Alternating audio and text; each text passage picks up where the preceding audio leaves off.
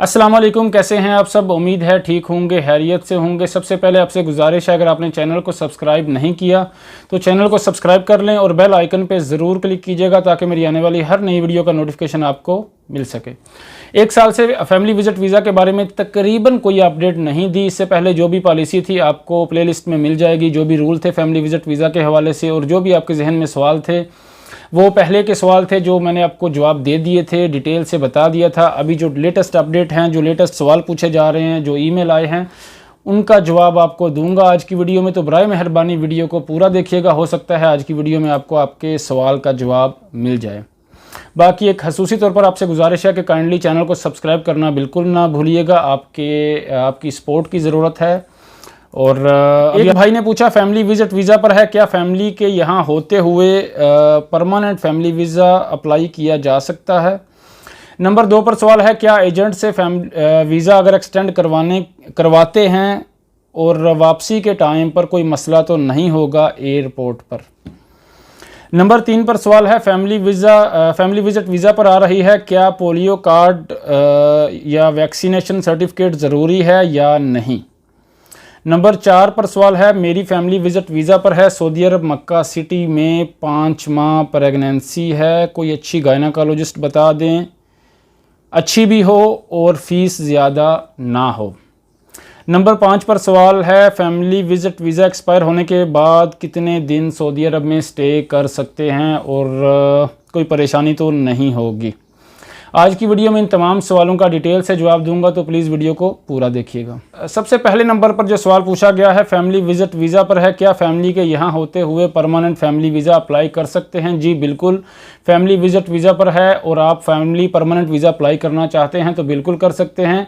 और जब आपने फैमिली परमानेंट वीज़ा स्टैंप करवाना है तो आपका फैमिली विजिट वीज़ा जिसकी मियाद ख़त्म हो चुकी होगी, विजिट वीज़ा ख़त्म हो चुका होगा, उसके बाद आप फैमिली परमानेंट वीज़ा स्टैंप करवा सकते हैं। अगर फैमिली विजिट वीज़ा आपका वैलिड होगा तो आपका परमानेंट वीज़ा स्टैंप नहीं होगा, उसमें कोई प्रॉब्लम आ सकती है, इशू आ सकता है, जो मेरे पास अपडेट है। नंबर 2 पर सवाल है, क्या एजेंट से वीज़ा एक्सटेंड करवाने के बाद वापसी के टाइम कोई मसला तो नहीं होगा एयरपोर्ट पर। आजकल फैमिली विजिट वीज़ा जो एक्सपायर हो रहे हैं, बहुत से भाई एजेंट से रजू कर रहे हैं, उनसे वीज़ा एक्सटेंड करवा रहे हैं, 1 माह का 3 माह का वीज़ा एक्सटेंड करवा रहे हैं। ज़्यादातर जो हैं वो एजेंट से वीज़ा एक्सटेंड करवा रहे हैं।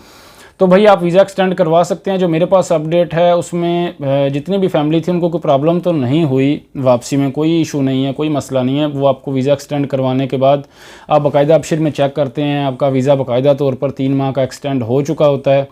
तो उसके बाद आई थिंक मैंने जो केसेस देखे हैं उसमें कोई इशू नहीं है यार, कोई प्रॉब्लम नहीं है। बाकी मैं अपनी हर वीडियो में पहले भी यही कहता था, अभी तो मैंने 1 साल से आई थिंक वीडियो बनाई नहीं है, कुछ ज़ाती वजूहात की बिना पर तो कोई प्रॉब्लम थी तो वीडियो नहीं बना सका। बाकी मेरे ख्याल में कोई इशू नहीं है, कोई मसला नहीं है। मैं सबको यही मशवरा देता हूँ, एजेंट से रजू ना करें। विजिट वीज़ा आपका जो एक्सटेंड करवाना है आपने, आप खुद ही अबशर में अप्लाई करें, तवासुल से अप्लाई करें, आपका वीज़ा एक्सटेंड हो जाएगा। और एजेंट के चक्कर में ना ही पड़ें। बहुत से भाई ऐसे हैं जो एजेंट से रब्ता करते हैं, उनका आपको पता नहीं है, कंफर्म पता नहीं है कौन है कौन नहीं है, आप डायरेक्ट उनसे रब्ता कर लेते हैं। और अक्सर भाइयों के साथ ऐसा भी होता है, कभी पैसे ले लिए कि आप पैसे ले लिए, आपका वीज़ा एक्सटेंड नहीं हुआ। नंबर 3 पर सवाल है, फैमिली विजिट वीज़ा पर आ रही है, क्या पोलियो कार्ड और वैक्सीनेशन सर्टिफिकेट ज़रूरी है। मेरे भाई जो मेरे पास इन्फॉर्मेशन है उसके मुताबिक वैक्सीनेशन सर्टिफिकेट अभी ज़रूरी नहीं है, ना ही एयरपोर्ट पर आपको कोई पूछेगा। लेकिन पाकिस्तान एयरपोर्ट पर कुछ पता नहीं है, कुछ कहा नहीं जा सकता, परेशान कर सकते हैं। यहाँ की जो अपडेट है, यहाँ पर अभी वैक्सीनेशन सर्टिफिकेट नहीं चेक हो रहा, ना ही पोलियो कार्ड चेक हो रहा है। अच्छा, नंबर 4 पर सवाल है, मेरी फैमिली विजिट वीज़ा पर है, सऊदी अरब मक्का सिटी में 5 माह प्रेगनेंसी है, कोई अच्छी गायनाकोलॉजिस्ट बता दें, अच्छी भी हो और फीस भी ज़्यादा ना हो। इस बारे में मैंने जो अपडेट ली, बहुत से भाइयों ने रिप्लाई भी किया, बहुत से हॉस्पिटल डिटेल बताई मक्कातुल मुकरमा में। लेकिन मैं जिस फैमिली को जानता हूँ, जिसका मेरे पास एक्सपीरियंस है, नेशनल हॉस्पिटल में एक डॉक्टर हैं, डॉक्टर शाफिया। इसके अलावा अबीर हॉस्पिटल में एक डॉक्टर हैं, लेडीज़, अज़का अनवर नाम है उनका, आप उनसे कांटेक्ट कर सकते हैं। लेकिन मेरे ख्याल में नेशनल हॉस्पिटल में जो डॉक्टर हैं, डॉक्टर शाफिया, आप उनसे रब्ता कर सकते हैं, वो अच्छी डॉक्टर हैं। जिनका एक फ़ैमिली को मैं जानता हूँ, बाकायदा तौर पर उन्होंने वहाँ से ट्रीटमेंट करवाया है और उनकी फ़ीस भी आई थिंक 110 या 120 है। बाकी आप 50 या 60 रियाल अबीर हॉस्पिटल में जो डॉक्टर हैं वो आपसे फ़ीस लेंगी। डॉक्टर अज़का अनवर नाम है उनका, उनके पास भी आप जा सकते हैं। आप देख लें जो आपको बेहतर लगे। नंबर 5 पर सवाल है, फैमिली विजिट वीज़ा एक्सपायर होने के बाद कितने दिन स्टे कर सकते हैं। ये बहुत से लोगों के जहन में होता है। बहुत से भाई ऐसे हैं कि भाई फैमिली को विजिट वीज़ा पर बुला लिया, विजिट वीज़ा एक्सटेंड ही नहीं करवाया, पता ही नहीं है, इन्फॉर्मेशन ही नहीं है और विजिट वीज़ा एक्सपायर हो गया है। भाई फैमिली विजिट वीज़ा जब आप फैमिली को यहाँ बुलाते हैं तो आपको ऑफिशियल से देखना होता है। जब फैमिली का विजिट वीज़ा एक्सपायर होता है तो आपको उससे 7 दिन पहले मैसेज आ जाता है, 8वें दिन मैसेज आ जाता है, तो आपको वीज़ा फ़ीस पे करके इंश्योरेंस करवा के वीज़ा एक्सटेंड करवाना होता है।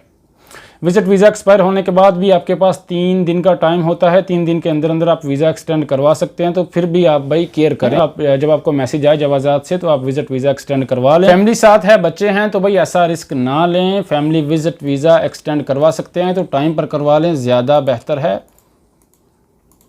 उम्मीद है आपको डिटेल से समझ आ गई होगी। वीडियो अच्छी लगी हो तो वीडियो को लाइक करें, शेयर करें, चैनल को सब्सक्राइब करना बिल्कुल ना भूलें। अल्लाह ताला सब भाइयों और बहनों को अपने हिफ्ज़-ए-मान में रखे। अल्लाह हाफिज़।